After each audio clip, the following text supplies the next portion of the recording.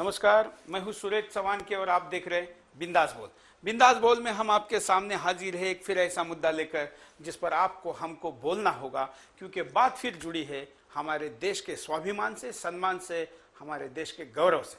जी हाँ, जिस देश के स्वतंत्रता के लिए लाखों लोगों ने कुर्बानी दी, करोड़ों घरों ने दुख सहा और स्वतंत्रता मिली, और फिर भी नेता ऐसे हैं कि गुलाम मानसिकता बदलने को तैयार ही नहीं है। जी हाँ, दिन भर से आप खबरें सुन रहे होंगे। वैसे तो ये कोई पहली बार नहीं हुआ है, इस देश में इसके पहले भी ऐसी चीजें होती रही है, लेकिन जिसको कहते हैं रंगे हाथ पकड़े जाना, अब हमारे देश के नेता रंगे हाथ पकड़े गए हैं। इसलिए आपके सामने इस मुद्दे को लेकर हम फिर हाजिर हैं, पूछ रहे सवाल आपको आज बिंदास बोल में, इस देश के असली मालिकों को, देश की जनता को, कि क्या हमारे देश के नेताओं की मानसिकता अभी भी गुलाम है? क्योंकि अमेरिका की जो हस्तक्षेप है, अमेरिकी हस्तक्षेप है, वो भारत सरकार में बहुत ज्यादा बढ़ा हुआ है। कितना बड़ा है, क्या बड़ा है, इस पर भी हम चर्चा करेंगे। इन घटनाओं पर आप भी कुछ जोड़ सकते हैं, अपनी प्रतिक्रियाओं को दे सकते हैं। हमारे साथ इस पूरे कार्यक्रम में आज एक विशेष मेहमान बने रहेंगे पूरे लाइव में, पराग टोपे। पराग जी, आपका स्वागत है। मैं पराग टोपे जी का परिचय बताना चाहूंगा कि 1857 का जो स्वतंत्र समर हुआ था, आजादी की पहली सबसे बड़ी लड़ाई हुई थी, उसमें जो सबसे मेन कैरेक्टर थे वो तात्या टोपे, उनके पराग जी वंशज हैं। सैन फ्रांसिस्को में, अमेरिका में रहते हैं। फिलहाल भारत के ट्रिप पर आए हैं और आज के इस कार्यक्रम में विशेष अतिथि है। पराग जी ने ऑपरेशन रेड लोटस ऐसा एक ग्रंथ भी लिखा है, बुक लिखा है, जो कि देश विदेश में काफी पसंद किया जा रहा है। पराग जी हमारे साथ इस मुद्दे पर रहेंगे। पराग जी खुद एक भारतीय स्वतंत्र सेनानी के वंशज भी है और फिलहाल अमेरिका में रहते, इसलिए इस अमेरिका के विषय पर अपनी बात को गौर से रखेंगे भी। साथ में आप हमारे साथ भी जुड़े रहेंगे, आपके फोन भी हम लेंगे, लेकिन सबसे पहले नजर डालते हैं मुद्दे पर। विकिलीक्स ने एक बार फिर नया खुलासा किया है और उसमें अमेरिकी विदेश मंत्री और भारत में अमेरिकी राजदूत के बीच हुए पत्राचार को सार्वजनिक किया है। इसमें भारत सरकार के मंत्रिमंडल में किसे मंत्री बनाया जाए, किसे कौन सा मंत्री पद दिया जाए और सालाना आम बजट में किससे सलाह ली जाए, यहाँ तक का हस्तक्षेप सामने आया है। इसे लेकर लोकसभा और राज्यसभा में हंगामा भी हुआ। हमने इससे पूर्व भी ऐसे मुद्दों को बिंदास बोल में उठाया था। तब सरकार के एक बड़े प्रभावशाली ने कार्यक्रम में कहा था कि ये दुष्प्रचार है, लेकिन अब तो सीधे लिखित इलेक्ट्रॉनिक सबूत सामने आए हैं जो झुटलाए नहीं जा सकते। ऐसे में सबसे बड़ा सवाल ये है कि ऐसा क्यों होता है। इसका जवाब है हमारे नेताओं की गुलाम मानसिकता। हमें विदेश और विदेशों के आदेशों को मानना और उसका पालन करना उपकर्त होने जैसा लगता है। देश में ऐसे कई नेता हैं जो किसी एक नहीं बल्कि करीब करीब हर एक पार्टी में मौजूद हैं, जो अपनी इस गुलाम मानसिकता के चलते किसी न किसी देश के प्रभाव में अपना काम करते हैं। लेकिन जो पार्टी सत्ता में है, उस पर देश के संवैधानिक अधिकारों के निर्वहन के लिए दूसरों के ऐसे आदेशों को मानना, इसे गुलाम मानसिकता नहीं तो और क्या कहेंगे। इसको गुलाम मानसिकता नहीं तो और क्या कहेंगे। मुद्दा है, विकीलीक्स ने खुलासा किया है कि जब सरकार बनी थी यूपीए 2, और इस समय में जब विदेश मंत्रालय से हटकर फाइनेंस मंत्रालय जब दिया गया प्रणब मुखर्जी को, हिलरी क्लिंटन ने भारत में जो अमेरिकी राजदूत थे उनको पूछा कि आपके वहां होते हुए ऐसा कैसे हो सका। इसका मतलब था कि वो इसे रोक नहीं पाए थे। ये सच्चाई है, इसकी तारीफ भी होनी चाहिए, लेकिन इससे ये वास्तव सामने आता है कि अमेरिका तय करती है कि भारत में कौन प्रधानमंत्री हो, कौन किस मंत्रालय का मंत्री हो। यहां तक कि उस ईमेल में यह भी कहा गया था कि प्रणब मुखर्जी जब देश का बजट बनाते हैं तो किसकी सलाह लेते हैं, जो सलाह जिनकी लेते हैं उनमें हमारा क्या रोल है, और देश में मोंटेक सिंह अहलुवालिया को क्यों नहीं बनाया गया, उनके लिए क्यों लॉबिंग नहीं की गई। साथ में यह भी पूछा गया कि क्या किन किन बड़े घरानों से प्रणब मुखर्जी का संबंध है, दबाव है या रिलेशन है। ऐसे कई मुद्दे और भी सामने आए हैं, और इन सब मुद्दों से यह साबित होता है कि अमेरिका का हस्तक्षेप भारत में बड़ा है। अमेरिका का हस्तक्षेप वैसे दुनिया के कई देशों में बड़ा है। अमेरिका का हस्तक्षेप हम पाकिस्तान में भी कितना है और उसका क्या दुष्परिणाम हुआ है, यह भी देखते हैं। लेकिन भारत जैसे दुनिया के एक बड़े महासत्ता बनने की दिशा में जा रहे देश के लिए यह अपमान की चीज है। इसलिए हमें आपको कुछ बोलना है, प्रतिक्रिया देनी है, दोनों को, अमेरिका को भी बताना है और साथ में जो अमेरिका परस्त नेता इस देश में है वो केवल कांग्रेस में है ऐसा मैं नहीं कहूंगा, क्योंकि जब एनडीए की गवर्नमेंट थी तो भी कुछ नेताओं पर ऐसे आरोप लगे थे। कम्युनिस्टों के बारे में कहा जाता है कि मॉस्को में अगर बारिश होती है तो दिल्ली की सड़कों पर ये छाता खोलते हैं। ऐसे और भी कई दल है जो किसी ना किसी देश से ताल्लुक रखने में माहिर हैं। आइए सबसे पहले हम पराग जी से उनकी पहली प्रतिक्रिया लेते हैं। पराग जी, आपकी पहली प्रतिक्रिया इस घटना को सुनने के बाद क्या है? ये तो मुझे बिल्कुल 58-57 की याद दिलाता है। वो जो काल ऐसा था कि जब अंग्रेजों का राज था तो हमारे राजाओं के कोर्ट में एक रेसिडेंट रहता था और वो रेसिडेंट सारे न्यूज़ और सारे कोर्ट का कंट्रोल इंग्लैंड से हमारे ऊपर करता था। तो ये जो आप कह रहे हैं वो बिल्कुल ऐसा लग रहा है कि हम वापस 150 साल गए हैं और शायद हमारा स्वतंत्रता का जो संग्राम हुआ था वो शायद असफल रहा है।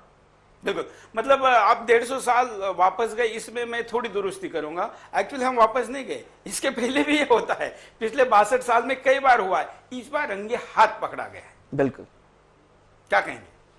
हाँ बिल्कुल, ये इस बार तो बिल्कुल रंगे हाथ पकड़े गए। इसका एक फायदा हो सकता है कि जो पहले 62 साल में हो रहा था वो शायद अभी लोगों को पता चलने के बाद शायद लोगों के मन में जागृति आएगी और वो कहेंगे कि बस हो गया। बिल्कुल, क्या होगा, कैसे उपाय है, क्या किया जा सकता है, इस पर भी हम आएंगे और साथ साथ में आपके फोन कॉल्स भी अब लेना हम शुरू करेंगे। आइए हम एक एमएमएस लेते हैं, क्या कहता है एमएमएस, देखते हैं इस आज के विषय में। अमेरिकन सरकार का दबाव लगातार भारत पर बढ़ा है और समझ में नहीं आता कि आखिर सरकार की क्या मजबूरियां हैं। भारत एक स्वतंत्र राष्ट्र है, एक लोकतांत्रिक देश है, उसके बावजूद भी अमेरिका का इतना दबाव क्यों माना जाता है? और जिस तरह से लगातार ये खुलासे एक अमेरिकन वेबसाइट के जरिए आ रहे हैं भारत में, उनसे साफ होता है इससे जनता का मनोबल टूटता है। और मुझे बड़ी निराशा हुई इस तरह के खुलासों के बाद कि भारतीय मंत्रिमंडल का फैसला भी अमेरिका में बैठे कुछ लोग करते हैं। ये सरासर नाइंसाफी है और यूपीए सरकार में अगर ऐसा कुछ हुआ है तो प्रधानमंत्री मनमोहन सिंह को न सिर्फ इसकी सफाई देनी चाहिए बल्कि कथित तौर पर इसे स्वीकार करते हुए नैतिक तौर पर उन्हें इस्तीफा भी दे देना चाहिए। एमएमएस से कह रहे हैं, कॉलर क्या कहते हैं देखते हैं। प्रशांत मिश्रा बोल रहा हूँ खुरई से। बोलिए प्रशांत जी। ये बड़ी विडम्बना है कि आज से 62-63 साल पहले हमारे देश की सरकार को एक ब्रिटेन चलाया करता था। हाँ। और आज अमेरिका और इटली चला रही है। ये अपने आप में बहुत ही शर्मनाक पहलू है इस सरकार का और इसे तुरंत, इसको नैतिकता के आधार पर तो ठीक है, अपने खुद के सिद्धांतों के आधार पर भी 1 मिनट भी इस सरकार में बने रहने का कोई अधिकार नहीं है। जैसा अडवाणी जी ने बोला है, उन्हें तुरंत अपने पास इस्तीफा देकर इस देश को एक रखना चाहिए, अपने उसके विचार रखना चाहिए। बिल्कुल प्रशांत जी, लेकिन आप जिस नैतिकता की अपेक्षा करें, अगर वो नैतिकता होती तो ये समस्या ही नहीं होती। हाँ बिल्कुल, इनके अंदर कोई नैतिकता नहीं बची है। ये तो घोटालों पे घोटालों की सरकार बन गई है और ऐसी स्थिति में इस देश के लोगों को ये सोचना होगा कि अब ऐसी कांग्रेस जैसी भ्रष्ट सरकार को या भ्रष्ट नेताओं को ना चुने ताकि इस देश का कुछ भला हो सके। धन्यवाद। है कि नहीं? धन्यवाद। आप भी अपनी प्रतिक्रिया को दे सकते हैं, अपनी बात को रख सकते हैं। भ्रष्टाचार तो एक मुद्दा है ही, उस पर हम लगातार कार्यक्रम करते आए हैं, लेकिन आज हम स्पेशली फोकस कर रहे हैं हमारे देश में बढ़ रहे अमेरिकी हस्तक्षेप के ऊपर। इसलिए मैं दर्शकों को भी कहूंगा कि आपने बात का रुख इस दिशा में रखे। समस्या भ्रष्टाचार की है, हम उसके प्रति गंभीर हैं, लेकिन आज के विषय पर हम ज्यादा से ज्यादा डिटेल में जाएं, ज्यादा से ज्यादा गौर करें हर घटना के ऊपर और फिर लोगों के सामने एक पिक्चर, एक वास्तव रखें जिससे लोग अपनी राय बना सके। आइए, और एक कॉलर है, उनसे बात करते देखते। नमस्कार। नमस्कार। हाँ नमस्कार सुरेश जी, मैं कुलभूषण शर्मा मोदीनगर से बोल रहा हूँ। बोलिए कुलभूषण जी, क्या कहेंगे? सुरेश जी, आपका जो ये आपने टॉपिक लिया बहुत अच्छा है और असली बात तो ये है कि हम इसमें ये कहना चाह रहे हैं कि हम तो आजाद हुए ही नहीं है। जिस वक्त ये आजाद की और आजाद की हम बना रहे हैं वो तो ट्रांसफर ऑफ पावर हुआ था इंडिया में और हर तरह से हम लोगों के साथ में ये बहुत बड़ा फ्रॉड हो रहा है। इसकी जांच होनी चाहिए कि यदि वो ट्रांसफर ऑफ पावर हुआ है तो इसको एक्सेप्ट क्यों हुई जाती है। 63 साल तक हम ये नहीं डिसाइड कर पाए कि हम आजाद हैं या ट्रांसफर ऑफ पावर का यूटिलाइजेशन कर रहे हैं। बहुत ज्यादा इसमें जांच की जरूरत है प्रधानमंत्री को या हमारे देश के किसी भी नेता को ये पता नहीं है कि ये क्या हो रहा है, किस तरह से हो रहा है। सर हम ये तो कह सकते हैं कि भाई ट्रांसफर ऑफ पावर हुआ है तो ये ठीक कर रहे हैं उस हिसाब से, क्योंकि आजाद नहीं हुआ है। और यदि आजादी मिली है तो क्या आजादी मिली और किस तरह से हम हमारे ये यूटिलाइजेशन में है, क्या इंडिया के लिए सही है? कोई भी पॉलिसी, कोई भी बात, कोई भी वितरण, कोई भी प्रसारण इंडिया के हक में है ही नहीं। सारा विदेशी भरा हुआ है, विदेशी पढ़े हुए, विदेशी शासन करता लोग हैं, सिर्फ इनके रंग बदले, नाम बदले हैं, बाकी चीज वही है। बिल्कुल। बस कुलभूषण जी, क्या आपको लगता है ये कुल के कलंक है देश के? हाँ बिल्कुल, कुछ के कलंक है। इनके हाथ से तो पावर जबरदस्ती छीननी चाहिए। सब ऐसा एटमोस्फियर बने कि ये लोग भागे यहाँ से। बिल्कुल, धन्यवाद।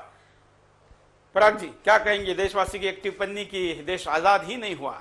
हाँ बिल्कुल, ये जो ऑब्जर्वेशन आपने किया, तो वो जो ऑपरेशन रेड लोटस में एक बहुत इंपॉर्टेंट पॉइंट हम कहते हैं कि हिंदुस्तान के हमारे इतिहास में एक ट्रायड ऑफ फ्रीडम था। 3 प्रकार के स्वातंत्र थे, एक राजनीतिक स्वातंत्र, एक वैयक्तिक स्वातंत्र और तीसरा आर्थिक स्वातंत्र। अगर हम सोचे कि 1947 के बाद हमें कितनी आजादी मिली, अगर वो क्वांटिफाई करने की हम कोशिश करेंगे तो लगेगा कि वैयक्तिक स्वातंत्र थोड़ा सा बढ़ा है, पर फिर भी सरकार का हमारे ऊपर इन्फ्लुएंस और हमारे सरकार का अमेरिका और बाकी का देशों का इन्फ्लुएंस बहुत ज्यादा है। आर्थिक स्वातंत्र भी ज्यादा बढ़ा नहीं है और